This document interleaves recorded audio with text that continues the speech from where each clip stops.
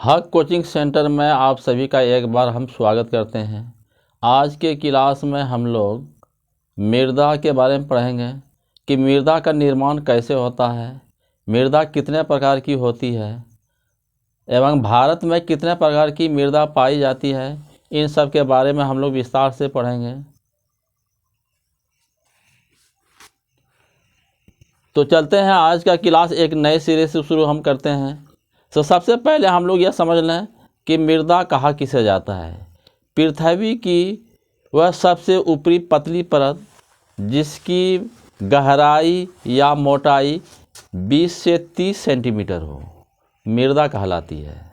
एक बार फिर समझ लीजिए कि मृदा किसे कहा जाता है। पृथ्वी की वह सबसे ऊपरी पतली परत जिसकी गहराई अधिक से अधिक 20 से 30 सेंटीमीटर हो, मृदा कहलाती है। मृदा पारितंत्र का एक महत्वपूर्ण घटक है जिस पर हम सभी निवास करते हैं। मृदा पर ही हम लोग कृषि कार्य करते हैं। मृदा पर हम लोग क्या काम करते हैं, तो कृषि कार्य करते हैं। कुछ सेंटीमीटर मृदा के निर्माण में लाखों वर्ष लग जाते हैं। यानी थोड़ा सा मृदा के निर्माण में कितना वर्ष लग जाता है, तो लाखों वर्ष लग जाता है। चट्टानों के टूटने फूटने, भौतिक, रासायनिक एवं जैविक परिवर्तनों से मृदा का निर्माण होता है। मृदा को प्रभावित करने वाले कारक निम्न है। मृदा को प्रभावित करने वाले कारक कितने हैं, तो निम्न है। मृदा को प्रभावित करने वाले कारक है धराकृति। पहला क्या है, तो धराकृति है। दूसरा है आपका चट्टान है। तीसरा क्या है, जलवायु है। और चौथा आपका वनस्पति है। पांचवा जैव पदार्थ है। और छठा जो है आपका समय है। और सातवां खनिज कण है। ये जो है मृदा को प्रभावित करने वाले कारक है। यानी मृदा को प्रभावित करने वाले कारक कौन कौन है, धराकृति, चट्टान, जलवायु, वनस्पति, जैव पदार्थ, समय एवं खनिज कण है। ये सभी जो है मृदा को प्रभावित करने वाले कारक है। अब यहाँ पर देखिए, पृथ्वी की वह सबसे ऊपरी पतली परत जिसकी गहराई अधिक से अधिक 20 से 30 सेंटीमीटर, कितना होना चाहिए, तो 20 से 30 सेंटीमीटर तक होती है, मृदा कहलाती है। मृदा जो है कितना गहराई तक की मिट्टी को हम मृदा कह सकते हैं, तो 20 से 30 सेंटीमीटर गहराई अगर है तो उसको हम मृदा कहेंगे।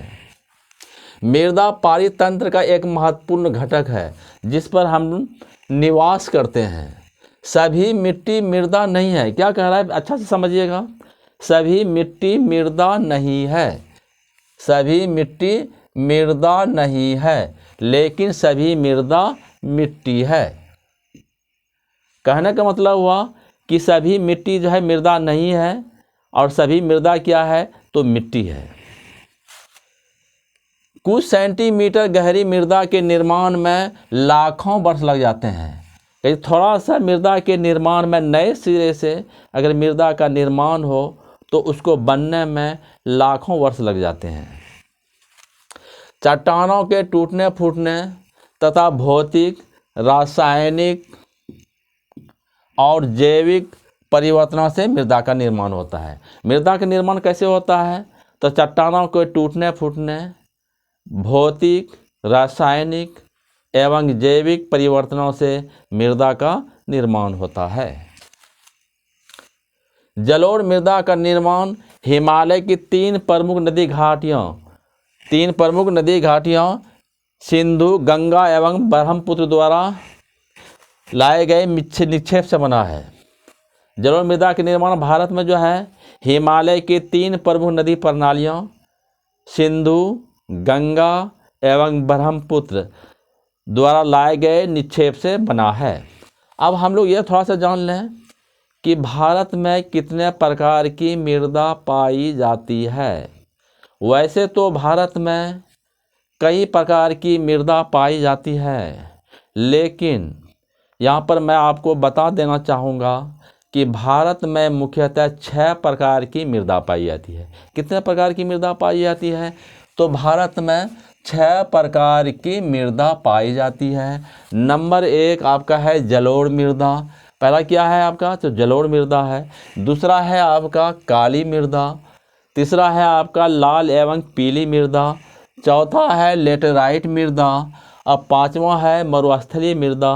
और छठा है आपका पर्वतीय मृदा।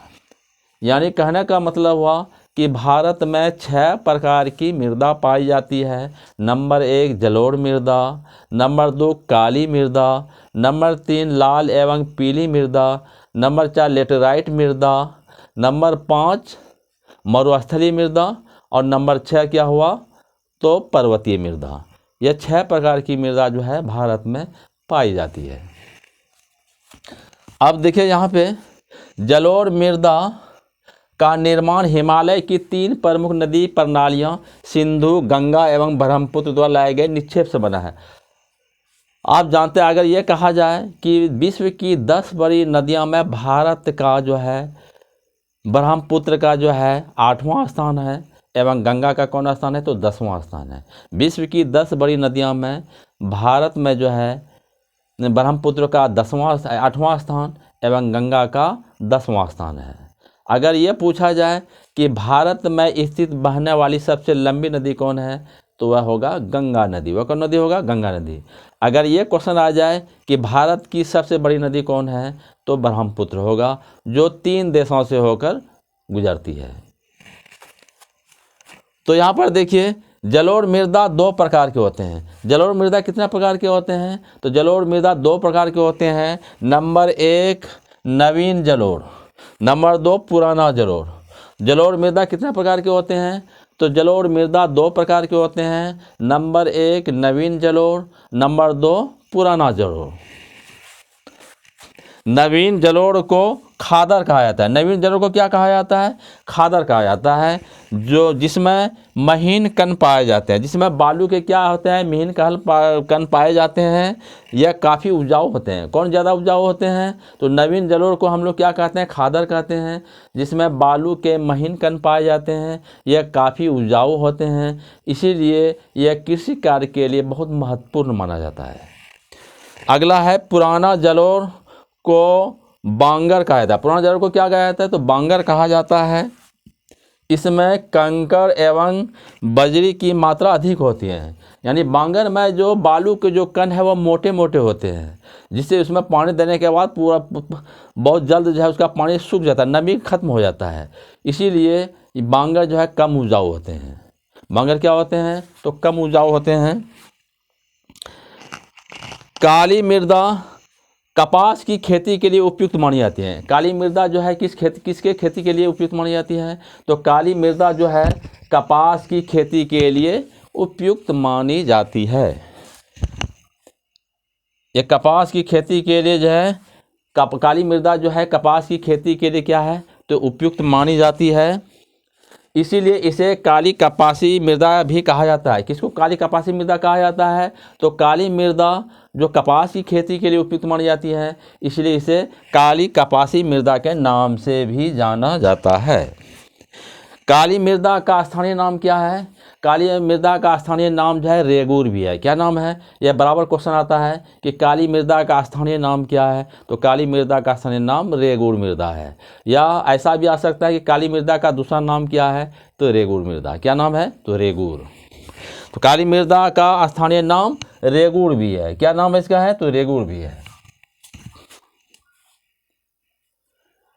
अभी मैंने बताया कि भारत में मुख्यतः 6 प्रकार की मृदा पाई जाती है। भारत में कितने प्रकार की मृदा पाई जाती है, तो 6 प्रकार की पाई जाती है। पहला है आपका यह जलोढ़ मृदा। पहला क्या है आपका, तो जलोढ़ मृदा। जलोढ़ मृदा जो है किसकी खेती के लिए उपयुक्त मानी जाती है, तो जलोढ़ मृदा जो है यह चावल, गेहूँ और मकई किसके लिए उपयुक्त मानी जाती है, चावल, गेहूँ एवं मकई के लिए उपयुक्त मानी जाती हैं। अभी मैंने आपको बताया कि जलोढ़ मृदा का निर्माण हिमालय की 3 प्रमुख नदी प्रणालियों गंगा, सिंधु एवं ब्रह्मपुत्र द्वारा लाए गए निक्षेप से बना है।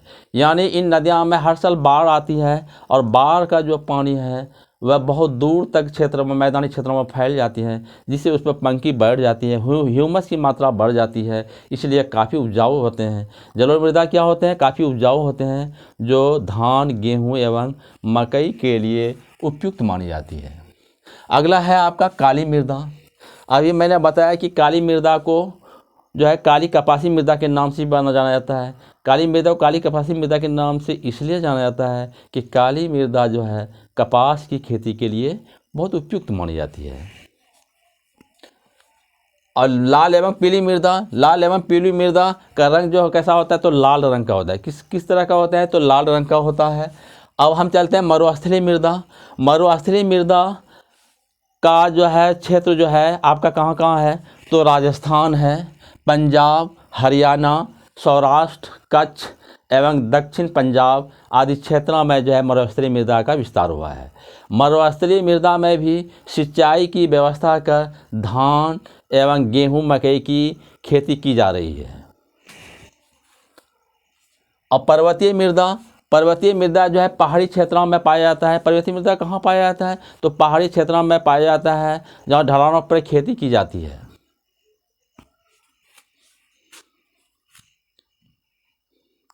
एक बार फिर आप लोग यह बताइए कि मृदा का निर्माण के प्रमुख कारक कौन कौन हैं?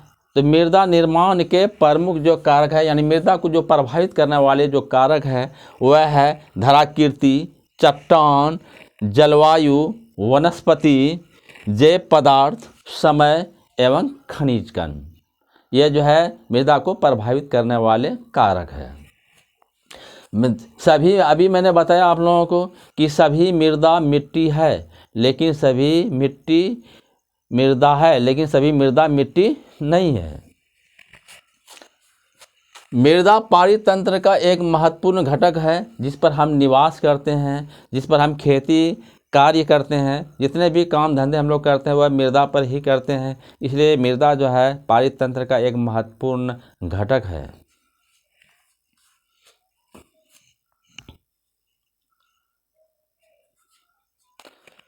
अभी मैंने बताया कि जलोढ़ मृदा को कितने भागों में बांटा गया है। तो अभी मैंने बताया कि जलोढ़ मृदा को 2 भागों में बांटा गया है। पहला हुआ नवीन जलोढ़, जिसको हम लोग खादर कहते हैं, यह काफ़ी उपजाऊ होते हैं। दूसरा हुआ पुराना जलोढ़, जिसे हम बांगर कहते हैं, यह कम उपजाऊ होते हैं, क्योंकि इसमें कंकर एवं बजरी की मात्रा अधिक होती हैं, इसीलिए कम उपजाऊ होते हैं।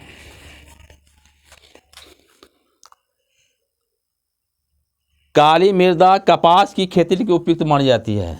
काली मृदा जो है किसकी खेती के लिए उपयुक्त मानी जाते हैं? तो काली मृदा जो है कपास की खेती के लिए उपयुक्त मानी जाती है, इसीलिए इसे काली कपासी के नाम से भी जाना जाता है। काली मृदा का दूसरा नाम क्या है? तो काली मृदा का दूसरा नाम रेगूर मृदा भी है।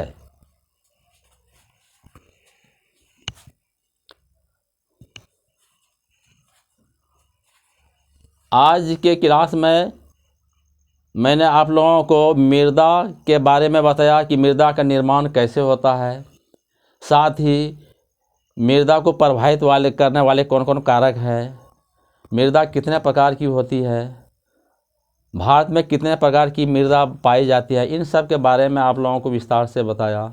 मैं उन विद्यार्थियों से भी रिक्वेस्ट करूंगा कि आप हमारे चैनल को ज़्यादा से ज़्यादा सब्सक्राइब कीजिए। जय हिंद।